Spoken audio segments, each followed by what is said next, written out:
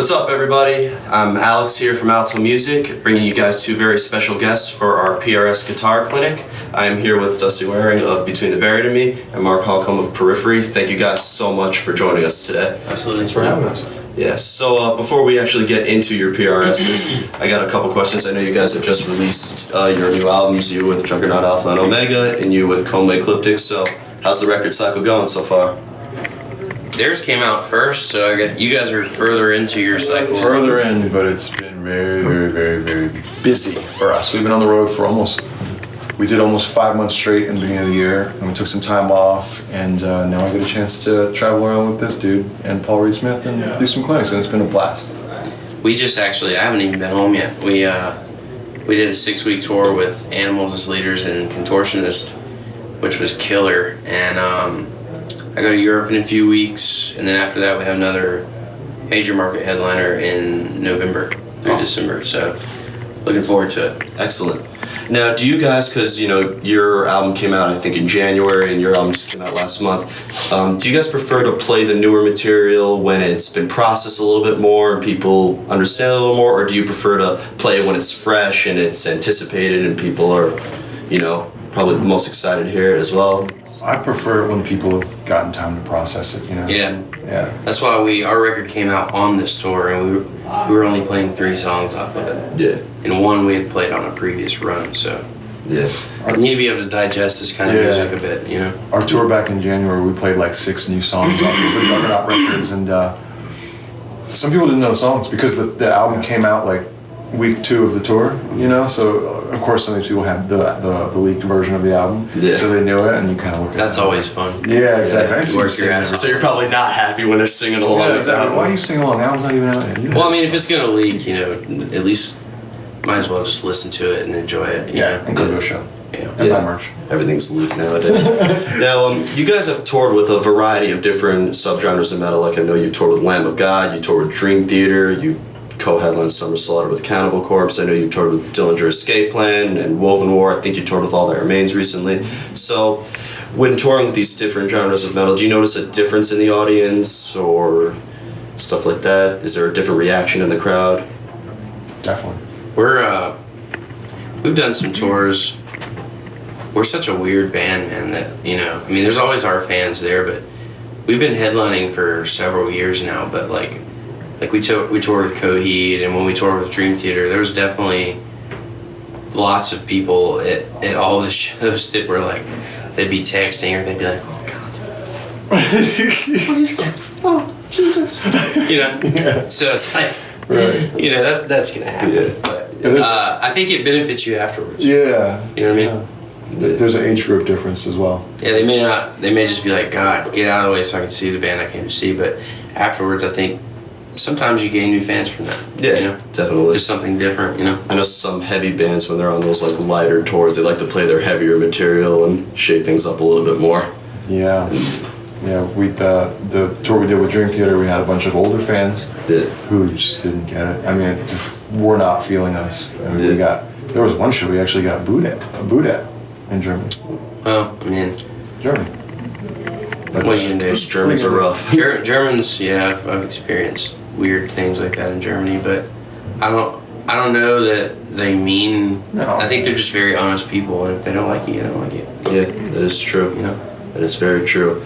Now, so the record's been well received. What have you guys done differently on these new records as opposed to previous ones?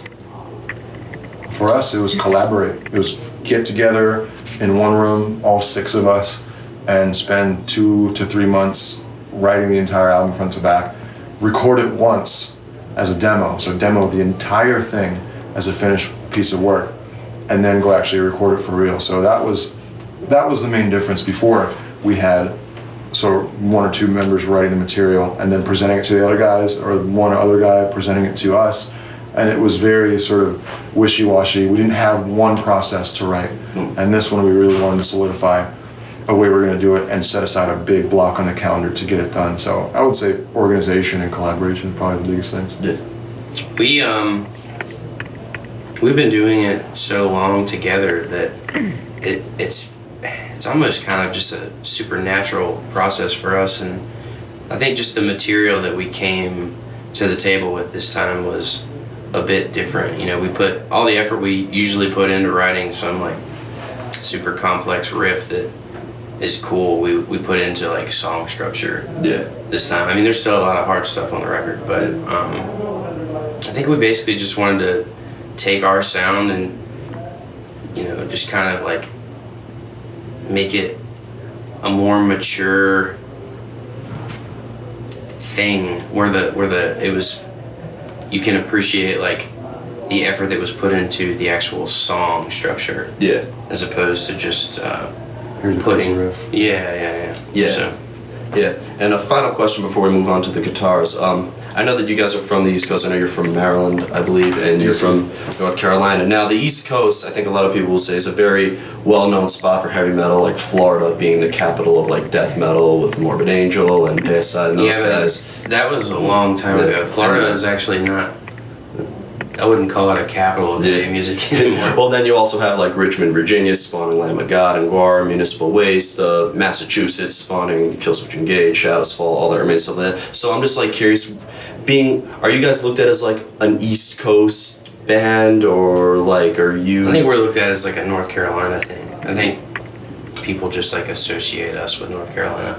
People don't like associate you with like you're another Massachusetts like metalcore band or something like that. No, I think we lost all that shit a decade ago. You know what I mean?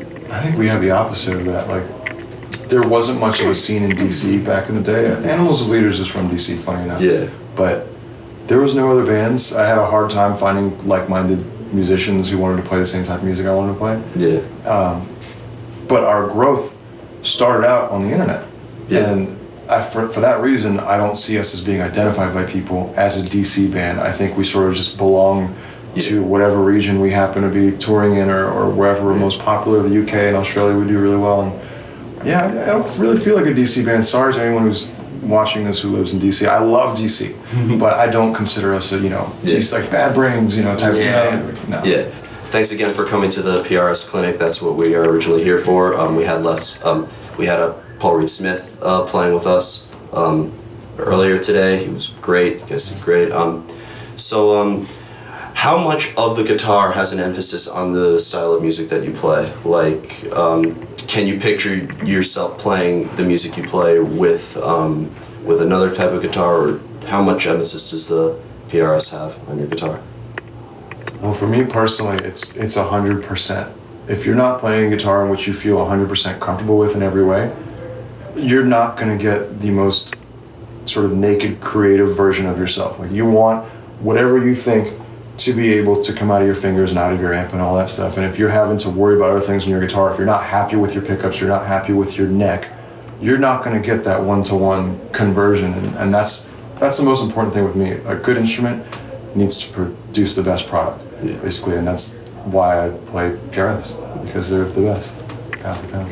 We have so many different genres like in our music. We pretty much cover all bases. So we've even got a bluegrass part in one song. But I wanted to make sure that my guitar could do all that well. Yeah. But also at the same time, I spent enough time thinking about what I wanted it to look like and all the features that I feel like my guitar player friends that play my guitar that I like respect and stuff, they pick it up and they're like, this is definitely you. You know what I mean? Like this guitar seems like exactly what you want. Yeah. Even down to the color, Yeah. And I've noticed in previous interviews you've had with PRS, you also have a major emphasis on the cosmetics of your guitar. Like, I know purple is like your color. Now when I even hear your name, I just see purple. So I'm just like curious, when you are looking at the cosmetics of your guitar, is it a reflection of you? Is it a reflection of your band? Are you trying to have like a guitar that... I wouldn't say it's a reflection of your band. It's just like, what do you like? Mm-hmm. Because you have to look at the thing every day, you know what I mean? Yeah. So it's like, I said this one time, like, you may like pick a guitar up off the wall and be like, this thing sounds amazing, it plays amazing, but it's puke green. Yeah. You know what I mean? Yeah. Like, I mean, you don't want that. If it's something that, a great guitar is a great guitar, but if it's something that you're going to be, touring on, playing on, writing records on, recording on, Yeah. you at least want it to. It's Yeah. kind of like a woman, you know. Yeah. You know what I I mean? wasn't gonna say it, but you said it. I knew it was going to be mentioned. I was mapping out these questions, and I knew, okay, there's going to be some sort of analogy to it. respectfully.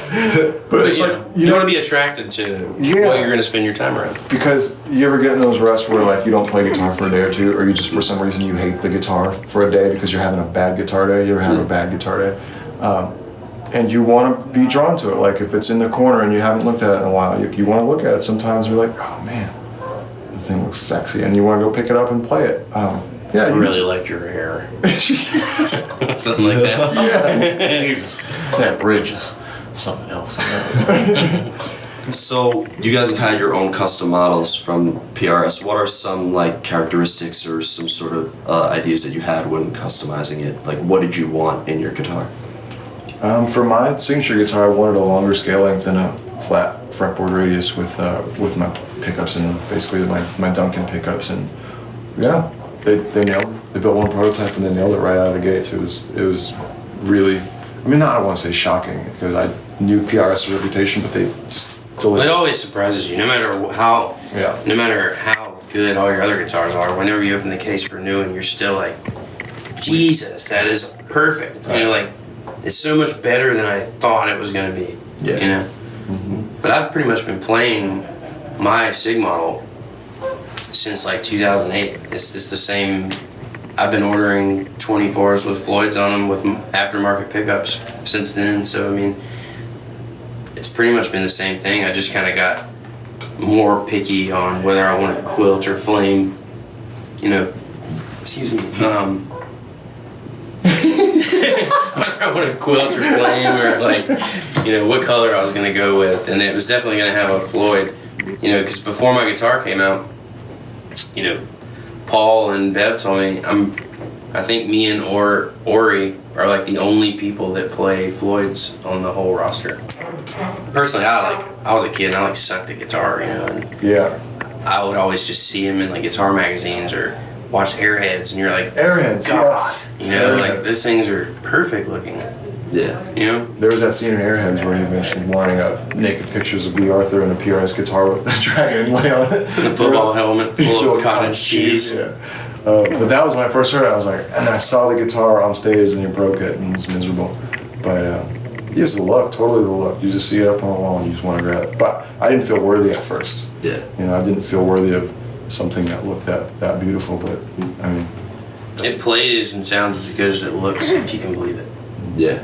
So I do believe it. PRSs are just they look amazing. They have that beautiful finish to it, and those birds, the fret markers. It's always what attracted me to them. absolutely. Yeah, and they sound just as good as they look. So, and final question for the night. This is a debate that a lot of guitarists get into. So I'm just curious on your opinion. A lot of people believe that when it comes to a great sounding guitar song, it's either the guitarist or the guitar.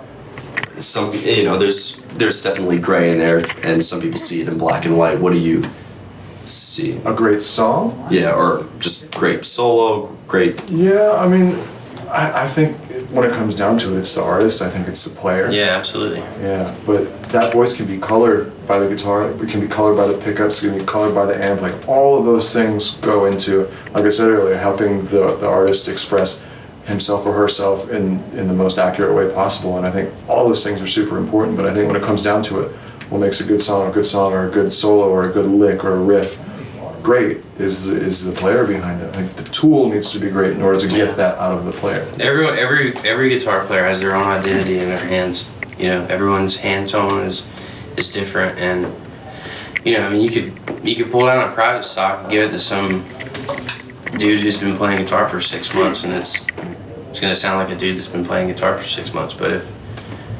you could also have Andy Timmons walk in here and grab like whatever your cheapest guitar would be, and it's still gonna sound as good as that guitar will ever sound. But when you put them two together, a sick player on a sick guitar, I mean, We can touchdown. You know what I mean? That's beautiful combo right there. So before we close anything, do you guys want to say anything to the fans out there? Thank you. Thank you for supporting our new albums and being there every time we come near town. So Yeah, thanks for checking out our guitars and just even all the comments online, encouraging us and stuff. We appreciate it. Yeah. Again, I'm Alex from Alto Music, bringing you guys Mark Holcomb from Periphery and Dusty from Between the Buried and Me. Their new albums, Coma Ecliptic, is out now, as well as the double record Juggernaut Alpha and Juggernaut Omega. You can subscribe to our YouTube channel, which is Alto Music. Like us on Facebook and any other sort of social media related thing out there, as well as these guys. Thank you guys so much. thank you.